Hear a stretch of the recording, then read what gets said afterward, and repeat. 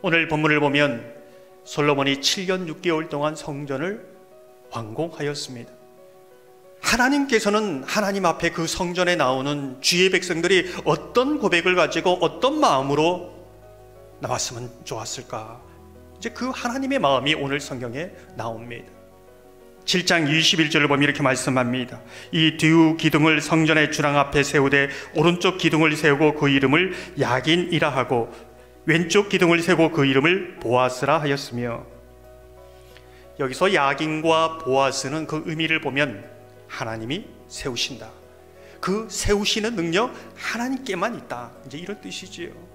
무슨 뜻입니까?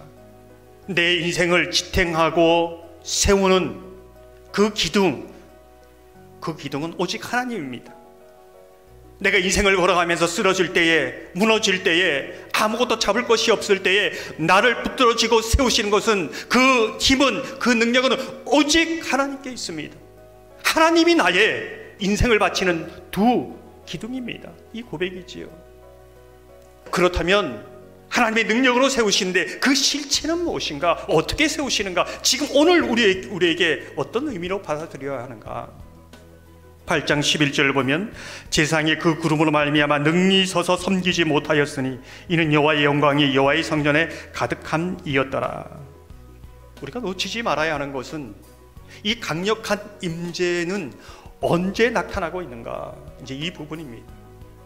성전을 다 멋있게 화려하게 건축했기 때문에 그런가? 거기에 제사장과 그 백성들이 정말로 정성을 다하여 섬기고 있기 때문에 그런가? 그렇지 않습니다. 8장 6절을 보면 이렇게 말씀합니다. 제사장들이 여호와의 언약궤를 자기의 처소로 메어 드렸으니 곧 성전의 내소인 지성소 그룹들의 날개 아래라. 하나님의 언약궤가 그 정선 지성소에 안치되는 그 순간에 하나님의 강력한 임재가 나타나고 있다는 겁니다.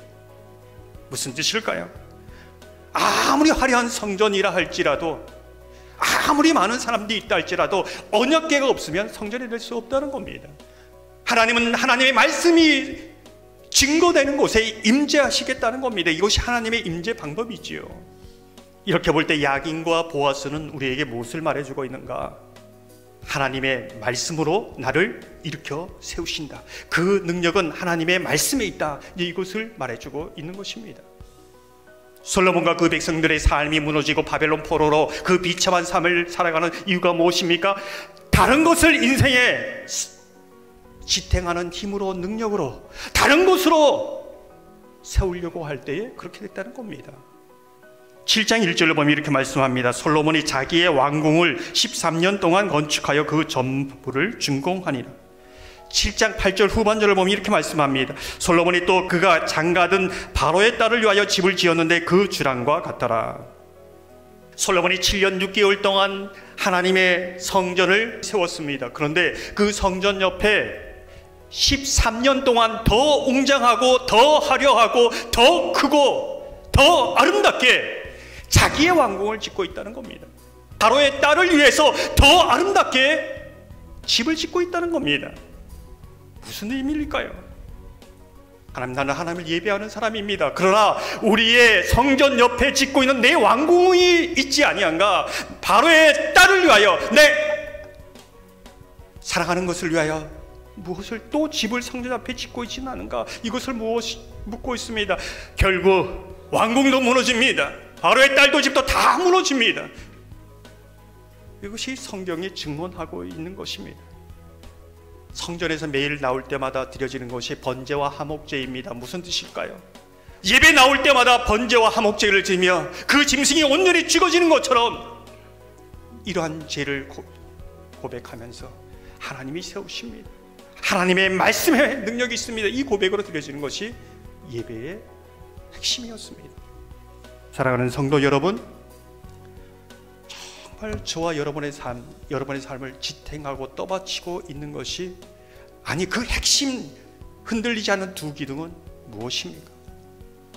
하나님의 성전 앞에 예배드리면서 더 화려한 나의 왕궁은 바로의 딸을 위하여 짓는 그 사랑하는 집은 무엇입니까?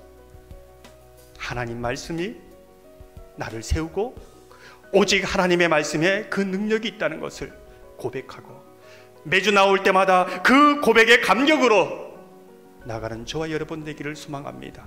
그 감격이 얼굴을 돌이켜 하나님의 증인으로 살게 하는 힘이 되시기를 주님의 이름으로 축원합니다.